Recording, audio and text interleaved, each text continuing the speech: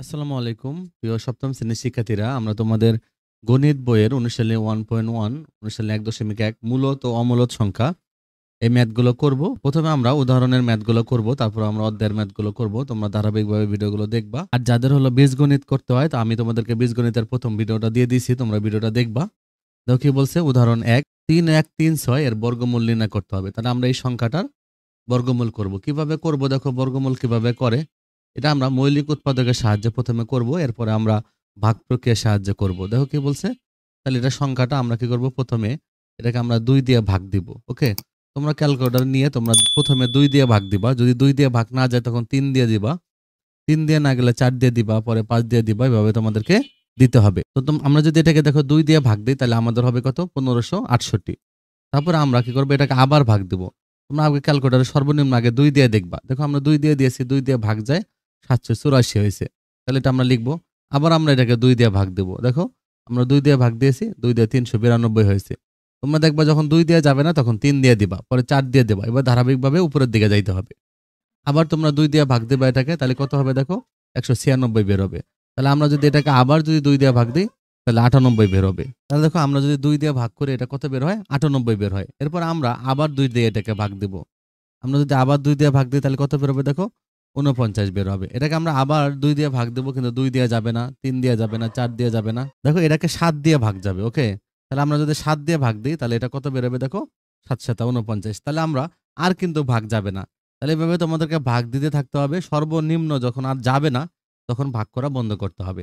এরপর তোমাদের কি লিখতে হবে দেখো, এই সংখ্যাটা আমরা লিখবো যে 3,1,3,6 এই সংখ্যাটা লিখবো সমান সমান দিয়ে এই যে এই পাশে আমরা যে সংখ্যাগুলো পেয়েছি সবগুলো আমরা গুণ আকারে লিখবো। ওকে, তো এগুলো আমরা গুণ আকারে লিখেছি। এবার আমরা এগুলো জোড়া বানাবো। দেখো এই দুইটা দুইটা করে একসাথে ব্র্যাকেট দিয়ে রাখবো, গুণ চিহ্ন থাকবে সবগুলোতে।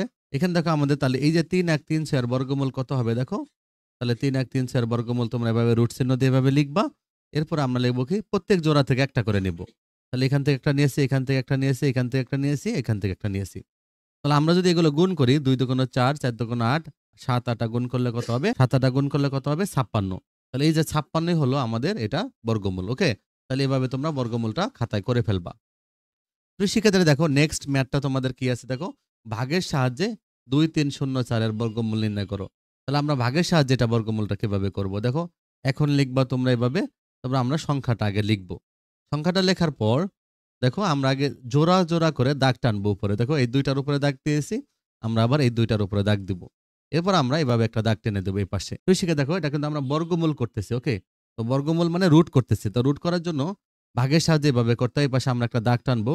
দাগ টানার পর আমরা কি করবো দেখো, আমরা এখানে এমন একটা সংখ্যা লিখবো যেটা এখানে আমরা ওই সংখ্যাটা আবার সাথে গুণ করব। যেমন আমি যদি এখানে 3 লিখি, তাহলে 3 3 9 হবে, তাহলে আমার এখানে 9 লিখতে হবে। যেহেতু এটা অনেক বড় সংখ্যা, আমি যদি 4 লিখি তাহলে 4 4 16 হবে, তাহলে আমি এখানে 16 লিখবো। কিন্তু আমি যদি 5 লিখতাম তাহলে 5 5 25 হয়ে যেত, তাহলে এখানে বেশি হয়ে যেত। তাহলে আমি 4 লিখেছি, 4 4 16 হবে, তাহলে আমি এখানে 16 লিখবো। এবার আমি এই যে এখান থেকে আমি বিয়োগ করে দিব।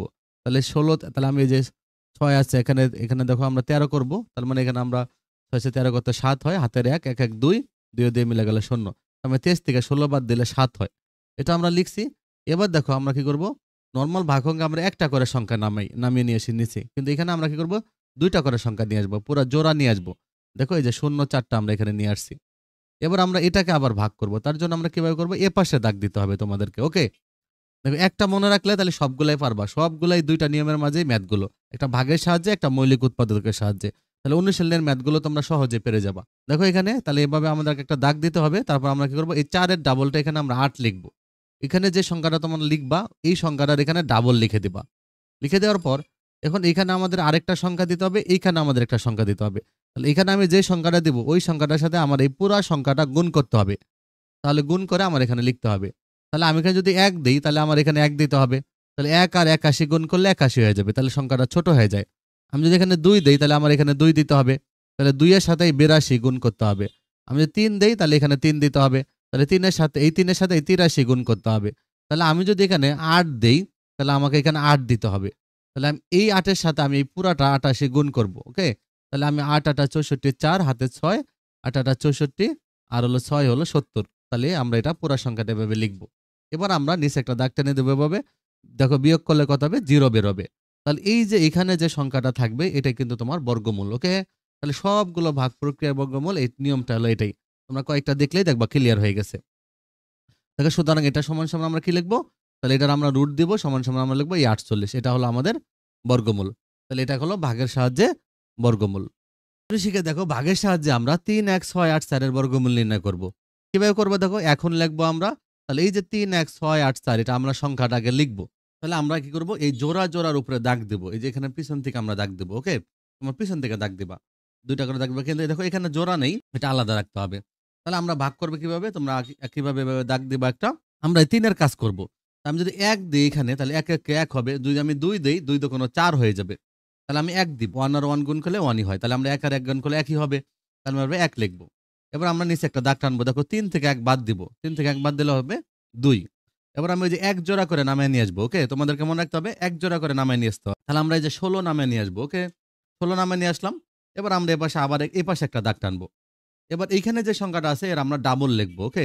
তাহলে এই যে ১ এর ডাবল আমরা ২ লিখলাম। তাহলে ১ এর ডাবল ২। তাহলে এখন দেখো আমরা কি করব?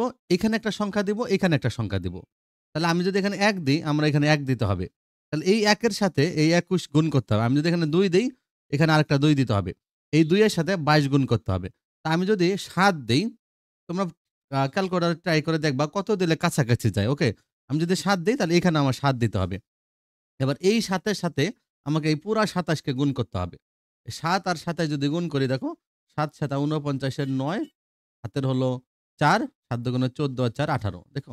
তাহলে এটা হয়ে যাবে। তাহলে আমরা নিচে আবার দাগ টানবো। এবার আমরা বিয়োগ করব। তাহলে আমরা কি করব? বিয়োগ করব। আমি যদি ৯ আছে ১৬ করতে হলো ৭, হাতের ১, ৮ আর ১ ৯, ৯ আছে ১১ করতে ২। তাহলে হাতের ১, ১ ১ ২, ২ ২ মিলে গেল ০। তাহলে আমরা এটা থেকে এটা বিয়োগ করলে ২৭ হবে। এবার আমরা কি করব? আরেক জোড়া নামায় নিয়ে আসব। এবার আমরা আবার এখানে দাগ টানবো। কিন্তু এবার আমার সংখ্যাটা এখানে হয়ে গেছে ১৭। তাহলে এই ১৭ র ডাবল আমরা লিখবো এখানে। তাহলে ১৭ র ডাবল কত? ৩৪। মানে ১৭ আর ১৭ যোগ করে দিবা। অথবা এই সংখ্যার সাথে ২ গুণ করবা, তাও হবে। ১৭ ১৭ যোগ করলে ৩৪ হয়। তাহলে আমরা ৩৪ এখানে লিখব। এই যদি ৫০ থাকতো ৫০ ৫০ ১০০ লিখতে হইতো। তাহলে ১৭ ১৭ ৩৪। এবার আমি এখানে একটা সংখ্যা দেব, এখানে একটা সংখ্যা দিব। দেখো আমি যদি এখানে ৮ দেই, এখানে যদি আমি ৮ দেই, তাহলে তোমরা কিভাবে ৮ দিবা? তোমরা আগে ট্রাই করবা। ছোট সংখ্যা দিয়ে ট্রাই করবা। দেখবা সবচেয়ে কাছাকাছি যেন মান পাওয়া যায় গুণ করার পরে। তাহলে আমি যদি ৮ দেই, এখানে ৮ দেই, আমি যদি ৯ দিতাম তাহলে এখানে ৯ দিয়ে এখানে ৯ দিয়ে তোমরা গুণ করে দেখবা অনেক বড় সংখ্যা পাওয়া যাবে। তাহলে আমরা ৮ দেই। আমি যদি ৮ দিয়ে গুণ করি, ৮ আর ৩৪৮ যদি আমি আবার গুণ করি, দেখো এই যে ৮ আর ৮ ৮ ৬৪ ৪ হাতে ৬, ৮ ৪ ৮ ৩২ আর ৬ হলো ৩৮, ৩৮ এর ৮ হাতে ৩, ৩ ৮ ২৪ আর ৩ ২৭। ওকে? তাহলে এটা আমার মিলে গেল। এবার আমার কত বেরোবে? 0 বেরোবে। তাহলে আমার এই যে সংখ্যাটার যে আছে এর বর্গমূল কত বেরোবে? এর বর্গমূল মানে রুট। এভাবে রুট চিহ্ন দিবা। রুট চিহ্ন কিন্তু তোমার পুরাটার উপরে দিতে হবে। অনেকে আছে একটুখানি দিয়ে রাখে না। তোমাকে পুরা দাগটা দিয়ে দিতে হবে। তাহলে আমরা এটা যদি করি, আমরা এই যে এপাশে যে সংখ্যাটা পেয়েছি এটা আমার বর্গমূল। তাহলে এটা হলো ১৭৮, এটা হলো বর্গমূল। তাহলে এভাবে তোমরা ম্যাথটা করে ফেলবা। ওকে?